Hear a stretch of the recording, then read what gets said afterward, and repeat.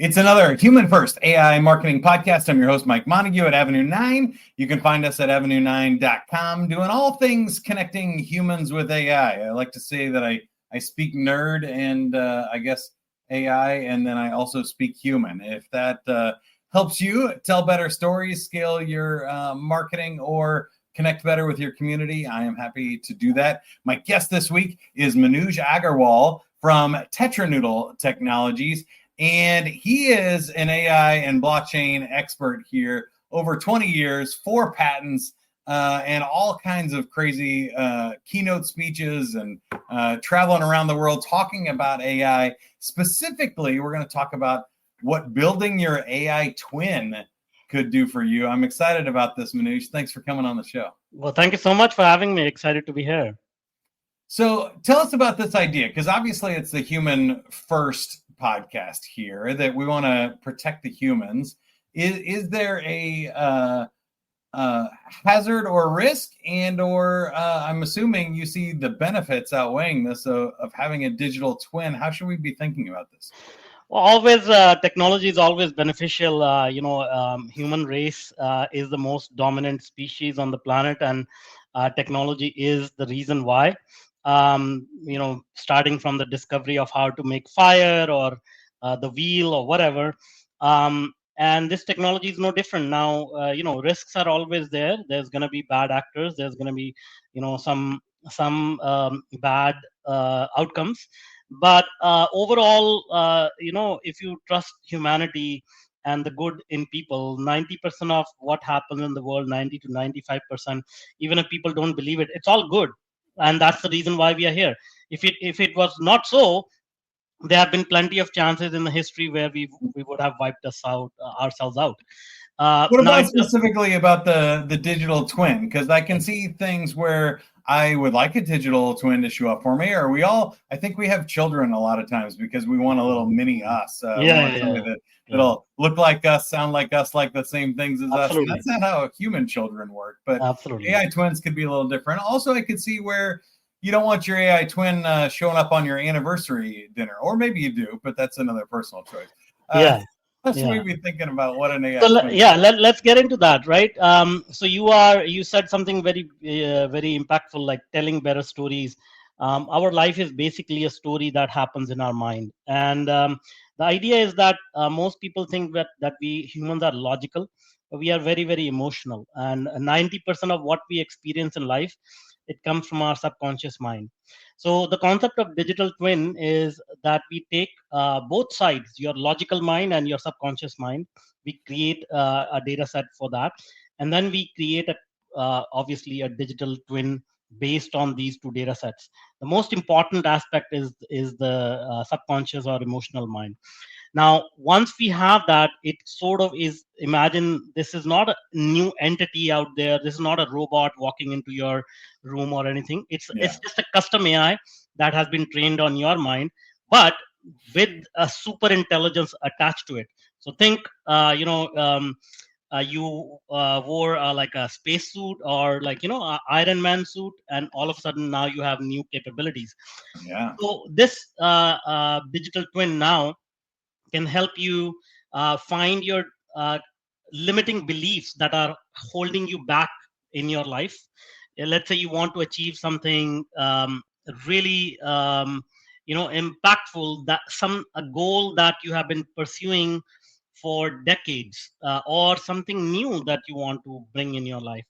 What happens is our logical mind is always trying to problem solve and always trying to figure out, okay, let me do it this way, let me do it this way. But your subconscious mind knows a direct path to that target. Okay. The problem is our logical mind suppresses our subconscious mind, because they say, oh no, that doesn't sound good. If I fail, people will laugh at me. Let me just try this conventional method. I want to be safe and I want to be secure. That's what human the default mode is, to be secure and safe. But as you or the audience may know, if you are an entrepreneur, if you are a business person, ambitious person, growth happens outside the comfort zone. Okay, so you need to cross that comfort zone, and that's where your mental ability to take risks and overcome that logical mind comes in. And now when you have this super intelligent version of your mind giving you step by step instructions on what to do next, how to proceed, how to conduct yourself, how to kind of suppress those negative beliefs and replace them with more empowered ones, magic starts to happen. So within 2 weeks, you start to notice, oh, there is something happening in my mind. Like I'm not as stressed. And in third, fourth week, like people around you start noticing, hey, there is something different about you. What's going on? And um, we've had some magical results, like people getting cured for the, not cured, I will say, like getting relief from ADHD, getting better at their business decisions, making more money in the markets, investing. Um, you know, somebody had a neuromuscular disease. She was not able to like enjoy her life, and within 3 or 4 weeks, she said, "I'm off medication now." So it's powerful stuff. Wow. So I want to ask you a lot more about how that works, but let's start with how you interact with your digital twin there to kind of get those results. I've just been using ChatGPT Pro, and I have found that some of these therapeutic things to be helpful. Even today, I'll share a little personal story, but I went to the Red Sox game last night, and it was up late. I didn't party too hard or anything, but just a long day. And I woke up this morning and I was like, hey, I'm not feeling it. And I have a nickname that I call ChatGPT when I want like co-founder help or objective thinking and personal advice. So I call it Jenny for generative instead of like ChatGPT or referring it to directly. And I train it to know like, whenever I use Jenny, I want you to take this persona and help me with these things. And I was like, I'm not feeling the motivation today. I'm tired. I went to the game last night and the advice was really great. She came back and said, like, going to Fenway Park is a special experience. And that's why you do all of the work.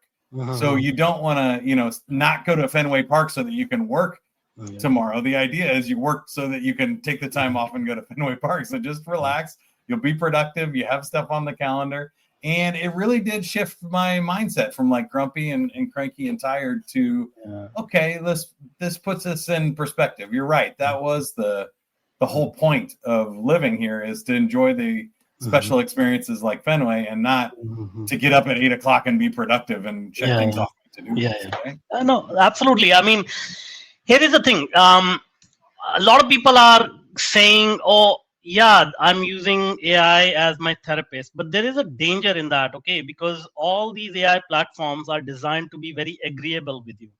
Right. And if you go to a therapist and you have some negative beliefs and the therapist says, oh, yeah, you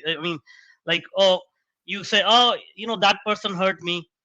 Oh, yeah, you are right. Like that person hurt you. That you are not in the wrong. Nothing is wrong you with you. You had no responsibility for this whatsoever. Keep blaming other people. And that's the danger that I see. But in our work, what we do is we don't use things like therapy or advice. This is a true reflection of you. So you are talking to yourself. There is no external kind of bias coming in to advise you or guide you or lecture you. This is you talking to yourself. And the idea is that these practices can be accessed through other means like meditation and years and years of practice. Like you can actually start to get access to your subconscious mind. This is not new. In fact, a lot of the work that we have done, and by the way, this is all peer reviewed, scientifically proven, it's published in a science journal, and a lot of this came from studying ancient wisdom and how people used to conduct themselves. And these practices are still followed today. The only thing is it takes decades and a lot of time.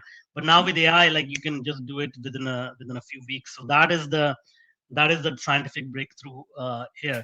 And yeah, I mean, if you use it properly, and what I say to people is like, creating this digital twin is like creating having a Ferrari, and if you are a teenager and I hand over a Ferrari to you, you'll run it into like sidewalks and all that. So what we do is we have a certain protocols that we have tested, that we have perfected on how to use this digital twin to get exactly what you want in life. That's interesting. Okay, now I like what you're doing there, and I do understand those differences. That was a great explanation. So my next question then becomes, how do you create this mirror image? So again, I've been working with ChatGPT Pro for over a year. It recently just opened up access to all of the previous chats, which helps a lot. But I've had to do a lot of work to create the contextual database for it to know what I want and other things, and have it do deep research on me online. And luckily I've published over 1,000 podcasts in my life. There's plenty of me out there to create a digital twin, but I could see where somebody that hasn't had the internet marketing life that I have doesn't have a lot of data publicly available. How do you create these things? So here is the thing. Everything that you're talking about is coming from your logical mind. Okay. There is most likely nothing there that is coming from your subconscious mind. So what we really focus on is that, you must have heard this saying, like, we only have access to 10% of our minds. The rest of the 90% is never shown. I'll give you a quick example. So your question was, how do you create it, right? The first one is simple. You have tons of data. If you don't have data, what we do is we create some personality tests that tells us how you think. All right. Now, the 90% of the part is how you feel. All right. So I'll give you a quick example. Think of a major event in your life. Like, it could be when you were like 3 years old, 4 years old, 10 years old. Doesn't matter. Like, go far as back as possible, because life always leaves clues. Okay. It's a cyclical process. So think of an event that is imprinted on your psyche, something either amazing, good, or something bad, and tell me a little bit if you're open to it, tell me a little bit about that event and what was the key takeaway you took from that event. Yeah, I can think of a few things, but I'll give you a happy, fun one here for the podcast. Is that as far back as I can remember, I think it started with my grandmother listening to like fun radio shows and creating a theater of the mind. And we used to take her tape recorder and go and like interview my brother, and we'd race across the pool and be like, how's it feel to be the winner? And feels great. And then like in 5th grade, I was the radio station manager when we went to this like fake like city, Exchange City is what it was called. And I got to be on the radio station. And then in college, I started radio, and then internet radio, and now podcasting. And that audio storytelling has been a big part of my life through every job and career as far back as I can remember. Okay, good. So now, what is the key takeaway? You described a life event. So what is the key takeaway that you have taken from this?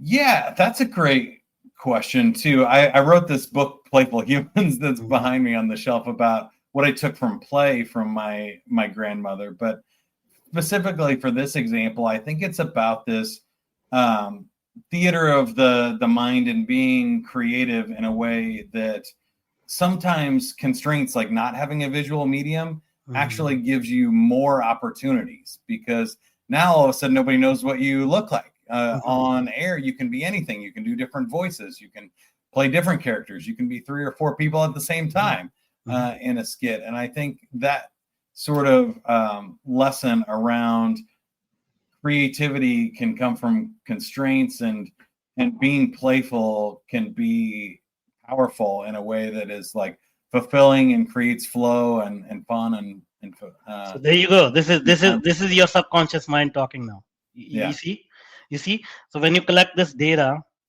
and then you inform AI, it knows much deeper insight from your mind.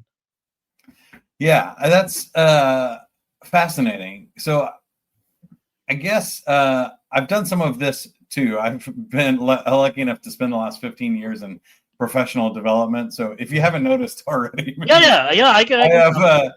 I I uploaded my disc profile, my Enneagram. I've done all of them. Strengths Finder. I have like every possible personality profile together. Yeah. And I uploaded them all in there. So then my questions became things like, what are my blind spots? There's some different prompts that are floating around the internet. I'm sure you've seen them of like, roast me. What if you were in a comedy roast? What are my weaknesses or biggest, flaws, embarrassing moments? Those are dangerous.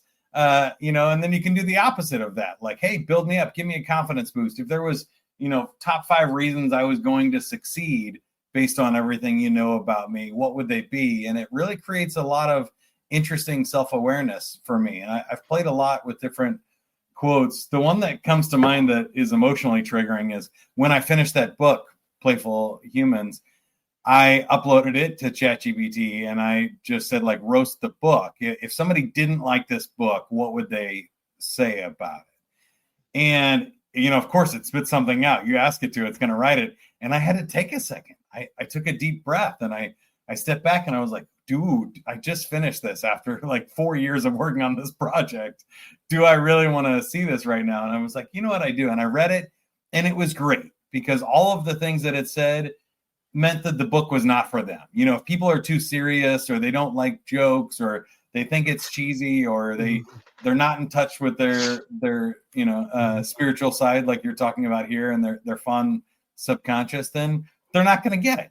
And that book's not for them. But then it allowed me the confidence to publish it and put it out there and go, okay, this is who it is for.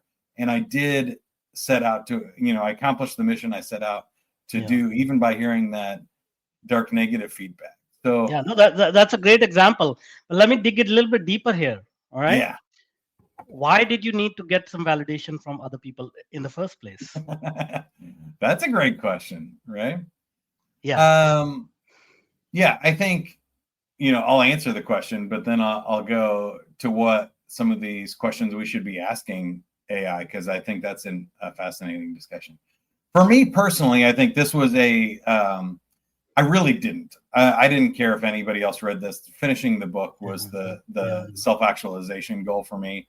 But then when I was getting prepared to make it a, monetary endeavor, I wanted to see what would people think of it and get the feedback. Right? And this is not me putting you on spot. I'm just trying to demonstrate to the audience that that what happens is, like, you are a highly self-aware person, but 99.9% of the people are not. And then if I can guarantee you, if I sit down with you for a couple of hours, I will point many areas of your own personality that you haven't yet accessed. Right. And the idea is, again, going back to that original thinking, that as humans, we only have access to 10% of our minds. The rest of the 90% is not accessible. And this is the way to find that hidden human inside us, inside each one of us.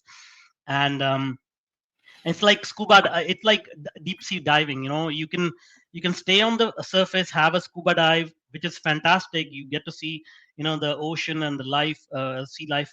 But if you really want the valuable pearls, like, deep inside you, that's when the work that we do, like, comes in. Like, you really find who you are, and it's not just a spiritual thing. It's actually tangible results start to show up, because now you become a magnet of opportunities. People start to, like, connect with you. And I have so many examples of just people like, what the hell? How did it happen? Like, I don't even understand how these things are happening, because that's basically your destiny to have these opportunities. We just, like, suppress them along the way. Yeah, I think there's some magic that happens when you align with who you really are and you get authentic. Exactly. Right? Exactly. Then you attract people that want what you are versus trying to make yourself into something that people want, which is a much more challenging role. And then even if you do get those jobs, you don't do well at them because that's not what you do. That's not what you're built to do and stuff. So that's powerful. Now, you don't have to give away any proprietary information or anything you don't want to here, but tell me about that kind of protocol that you set up and how you do this. Where would you recommend? So it's not proprietary. I mean, I'll explain it to you. So there are 5 aspects of human life that really control or determine how far we go or what kind of life we build. So once you have this super intelligent version, it sits on these 5 pillars. The first one is your purpose or mission. Okay, what is it that you want in life? Why are you here? And this is a question that has been asked for centuries. And again, most people have no clue. They come to this planet and then they leave without knowing why they're here. But with this digital twin, within 15 minutes, you can find your life purpose. And then that's powerful enough. But then the next deeper superpower is now you can start to make decisions aligned with your purpose. So you can say, hey, I want to invest some money. Is this aligned with my purpose? I want to have this guest on my show. Is this person aligned with my purpose? So the second one is self-identity. How do you see yourself? And that takes decades of therapy, like, these negative beliefs and all that. They are deep inside. We don't even know. But then you can start to rewrite these beliefs again within a week or two. No going to the therapist, no drugs, no nothing. The third one is relationships. So again, the power of network, community, and most of us we haven't had we were not handed a manual on how to interact with human beings. I mean, you were lucky enough to get in radio very very early, so your art of conversation was honed in. But most people have no clue, like how do you talk to another human being, right? The fourth one is creativity. So taking action is scary. People spend lifetime perfecting their business plan and not doing a thing about it. So how do you get creative and take micro actions to move towards your goal? And the last one is peace of mind. So that's where automation and the scary part of AI comes in. People are saying, oh, it's going to take away my job. But what it is going to bring is peace of mind. And that peace of mind will create mental ability, mental capacity for you to think bigger and achieve much, much bigger goals than getting a salary check. I mean, again, this is not me scaring. I'm just sharing what is unfolding, how it is going to come about. Because what will happen is our sense of identity, our purpose is tied to our job today. What do we do? Like whenever you meet somebody, the second or even the first question will be, what do you do? Or second, third question, what do you do?